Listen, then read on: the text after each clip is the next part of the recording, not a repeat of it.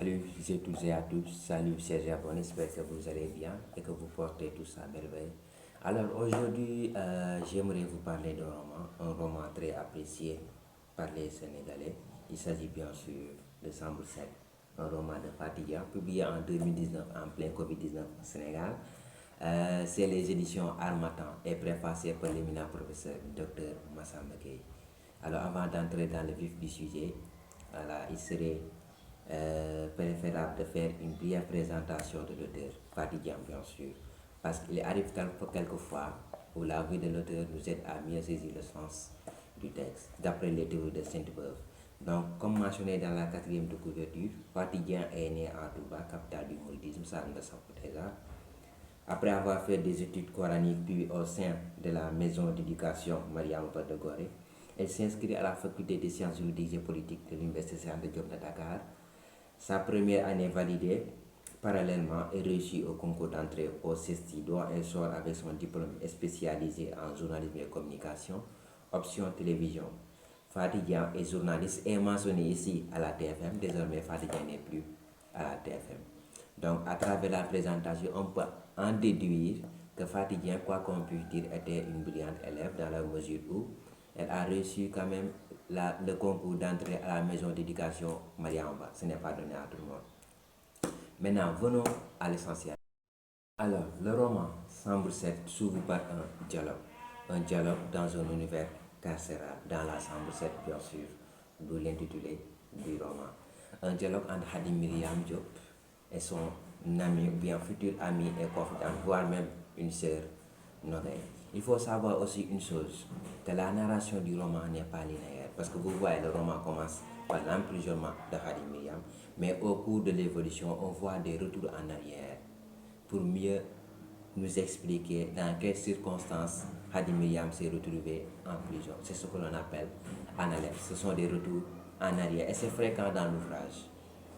Maintenant, après cela aussi, il faut noter quand même un changement de la focalisation, on peut dire. Parce que quelquefois, on voit une voix fictive, la troisième personne du singulier qui narre les événements.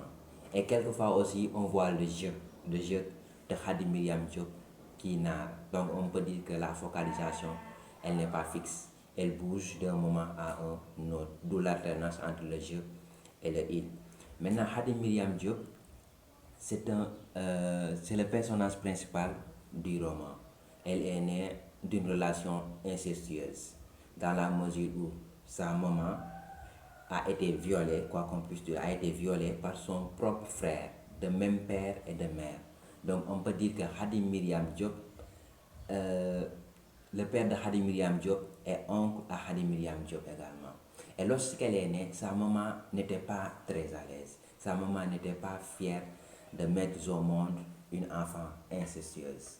C'est pourquoi elle ne parvenait pas à supporter son enfant. C'est la grand-mère Hadi Myriam, ou bien Hadi Diop, parce que c'est sa grand-mère qui lui a donné son nom. Et le nom d'une amie de longue date, Myriam. C'est pourquoi on l'appelle Hadi Myriam Diop. C'est sa grand-mère qui s'occupait d'elle, qui faisait tout pour elle, même lors des événements Tabaski, Côté et autres. C'est sa grand-mère qui s'occupait d'elle. Et sa maman n'était pas fière de voir l'enfant, comme je l'ai dit tantôt. Son père aussi, pareil, son père et oncle Moussa vivaient dans la même maison. Lui aussi ne parvenait pas à supporter l'enfant. L'enfant l'étouffait, elle la mettait mal à l'aise. Il y a aussi de l'autre côté Mam Alpha, le grand-père de Hadi Myriam Diop aussi, et l'époux de Myriam Diop, la grand-mère. Elle aussi ne parvenait pas à supporter l'enfant parce qu'elle l'a taxé toujours d'une enfant incestueuse. Hadi Myriam, donc, quoi qu'on puisse dire, a traversé une forêt de souffrance. C'est sa grand-mère qui se débrouillait, qui s'est dégarcassée pour que sa petite fille fréquente l'école. Elle aussi a travaillé, a eu de bonnes notes et a passé jusqu'à arriver en université. Et à l'université, elle a connu un homme appelé Sidi, l'amour de sa vie, même si ils ne se sont pas mariés. C'est l'amour de sa vie. La fin de l'ouvrage nous le justifie amplement. Donc, si vous voulez le savoir, allez lire l'ouvrage. Sidi, l'amour de sa vie, malheureusement, tout est bouleversé. Ils se sont connus à l'université parce que Sidi s'est rendu compte que Khady Myriam Diop ne se sentait pas bien parce qu'en plein coup, elle a quitté l'amphithéâtre. Ainsi, Sidi l'a suivi. Voilà, ils ont échangé. C'est comme ça que Sidi s'est approché ou bien s'est rapproché de Khady Myriam ou bien qu'ils se sont rapprochés même, je peux dire. Et ainsi est née une relation amoureuse. Les parents de Sidi aussi ont beaucoup soutenu la fille Khady Myriam Diop. Mais tout est tombé à l'eau, je peux dire, parce qu'ils ne se sont pas mariés, parce que Sidi a cru que Khady Myriam Diop l'a trahi. Ainsi, leur relation est tombée dans l'eau. De toute façon, voilà, si j'oublie des points, voilà, vous pouvez les mettre dans les commentaires parce que c'est très difficile de suivre la plume de l'auteur linéairement. Maintenant, il faut savoir aussi que Khady Myriam Diop a été emprisonné parce qu'il a tué son oncle et père. Parce que longtemps, il posait à sa grand-mère la question de savoir qui est son père, de même que sa mère. Mais à chaque fois qu'il posait la question à sa grand-mère pleurait parce qu'elle n'arrivait pas, ou bien elle ne savait même pas, la grand-mère elle ne savait même pas. Il n'y avait que la mère qui savait qui est le père. Khady Myriam a connu son père, mais pas très tôt. Et lorsqu'elle l'a connu, elle a décidé de se venger en tuant son père et oncle Moussa.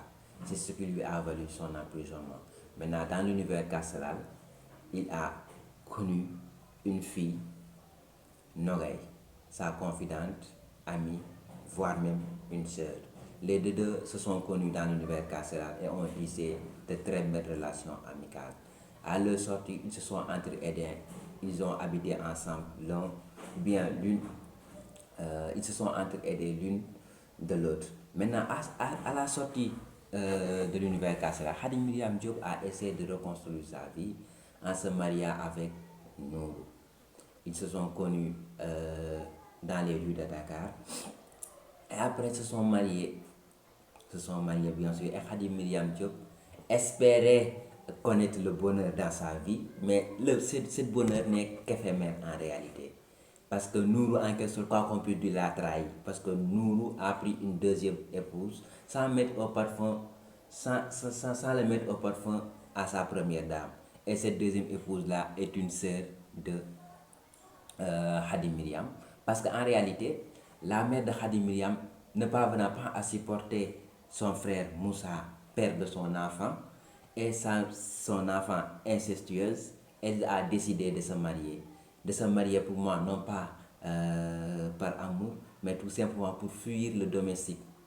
Parce que ne parvenant pas d'un côté à voir sa fille, de l'autre côté à voir son frère et oncle de sa fille. Et après avoir découvert que son mari a pris une deuxième épouse, et cette même deuxième épouse était sa propre sœur de même mère, sa vie s'est effondrée à nouveau.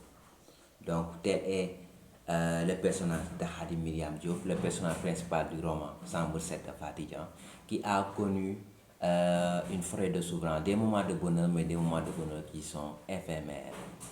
Donc, il peut arriver que j'oublie des moments ou bien que je saute des passages importants. Merci de me les rappeler dans les commentaires parce que c'est très difficile de suivre linéairement la plume de l'auteur. Et Inch'Allah, dans la prochaine vidéo, nous essayons d'analyser les grandes thématiques, les personnages.